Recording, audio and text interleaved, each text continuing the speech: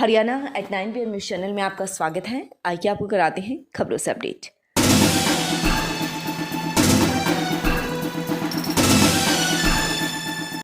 CM window में लगाई शिकायत, प्लॉट काटने में धांधली का आरोप। रामपुर में करोड़ों की जमीन पर काटे गए प्लाट का मामला।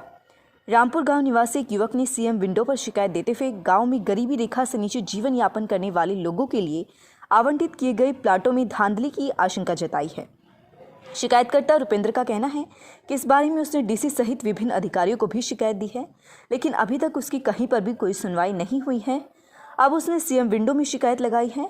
बीडीपीओ से शिकायत की तो उन्होंने कहा कि ये ग्राम सचिव व सरपंच से जानकारी ले सकता है।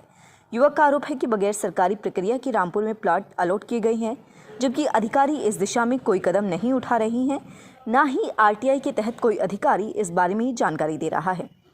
राजेश तिवान, अतिरिक्त प्रभार बीडीपीओ खरखुदा का कहना है कि रामपुर में प्लॉट आवंटन को लेकर सरपंच द्वारा उनसे किसी प्रकार की मंजूरी नहीं ली गई है। ऐसे में सरपंच को कारण बताओ नोटिस जारी करने के साथ ही मामले को उपायुक्त के संज्ञान में भी लाया गया है।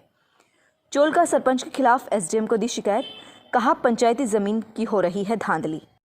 क्षेत्र के गांव नसीरपुर चोलका के ग्रामीण एकत्रित होकर खरखुदा एसडीएम श्वेता सुहाग से मिले और गांव के सरपंच पर आरोप लगाया है कि पंचायती जमीन पर कब्जे छुड़ाने की बजाय खाद गड्ढे के नाम पर पंचायती जमीन की बंदरबाट की जा रही है, जो कि नियमों के अनुरूप नहीं है। खाद गड्ढों के आवंटन में मामले की गंभीरता से जांच की जाए। शिकायत देते हुए ग्रामीणों ने कहा कि गांव में 60 वर्ग गज जमीन खाद गड्ढे के आवंटन में धांधली बरती गई है।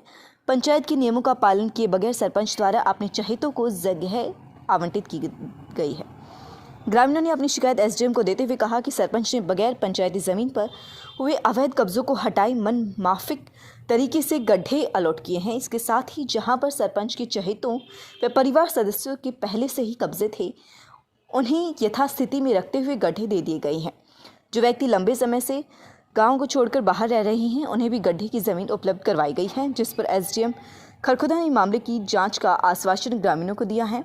इस दौरान ग्रामीण संदीप, दीपक, प्रवीण, रविंद्र कुमार, चंद्राम, अजय, मनीष, रणबीर, दया, सतीश, सुरेश, कुलदीप, ऋषि, ताराचंद, पंच, अमित आदि मौजूद रहे।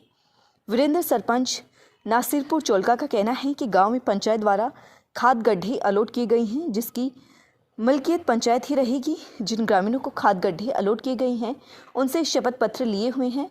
पूरा प्रोसेस नियमों का कानून के तहत अपनाया गया है।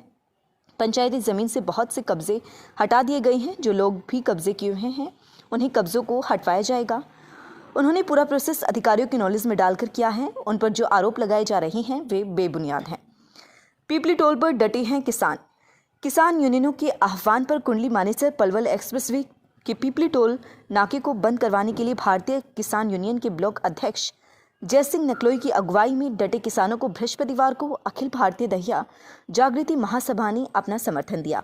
महासभा के प्रधान बीर पहलवान की अगुवाई में महासभा के सदस्य पीपली टोल पर पहुंचे और कृषि कानून के खिलाफ किसानों की मांग को जायज़ बताया।